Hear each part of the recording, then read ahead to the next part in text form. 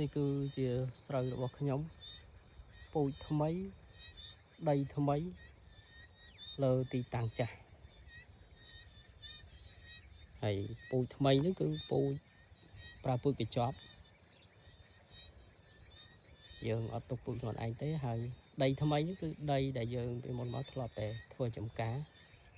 ធ្វើលឹកធ្វើសដែកធ្វើពោតតែឥឡូវមកធ្វើស្រូវនៅរដូវទឹកសម្រកចឹងគឺធ្វើនេះគឺទុកពូជបំបែកបន្តទៀតសម្រាប់វគ្គរដូវទឹកដំឡើងគឺអត់បានលក់ទេអត់បានលក់ដូរទេដោយសារធ្វើបានតិចតួចត្រឹមតែកន្លះហិកតានេះគឺប្រើពូជអស់80គីឡូក្រាម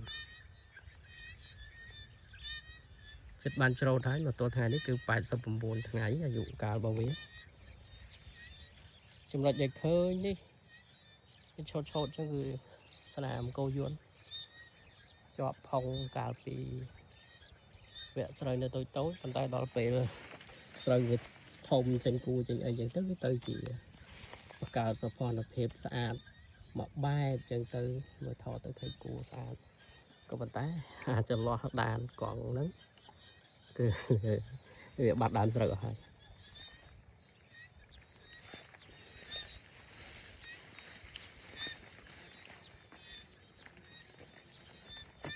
អត់បានសម្អាតស្មៅតាមភ្លឺស្រែ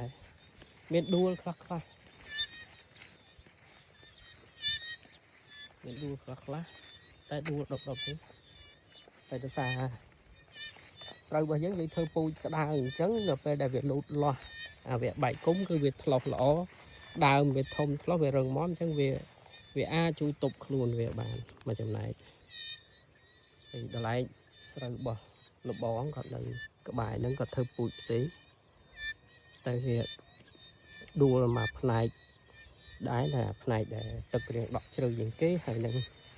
សបោដីមួយម៉ោកជាងគេចឹងទៅប្រព័ន្ធឫសវាអត់សូវរឹងមាំរ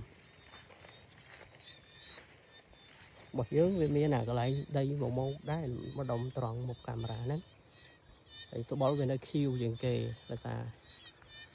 សារធាតុជីសារធាតុចិញ្ចឹមវាច្រើននៅហ្នឹងប៉ុន្តែវាអត់អីវាអត់ដួលប្រឈោតដួលដែរវាមានដប់តិចមកឆោតអញ្ចេះ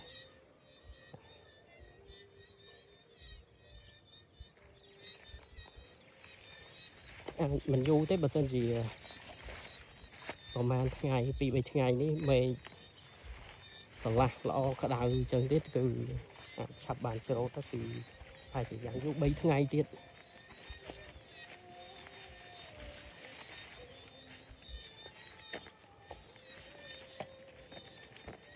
មានទុកពូជខ្លួនឯងទាំងអស់ហ្នឹងឯងបើវគ្គសរដូវទឹកតម្លើងយើងមិនអាចប្រើពូជកញ្ចប់បានទេ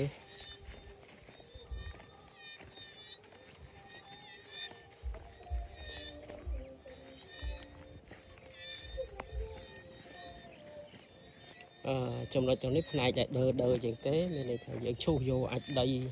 ស្តប់លើទៅផ្នែកកណ្ដាលនោះអស់ច្រើនបើមិនអញ្ចឹងទេការដាក់ទឹកវាអត់បានដល់ខាងលើអញ្ចឹង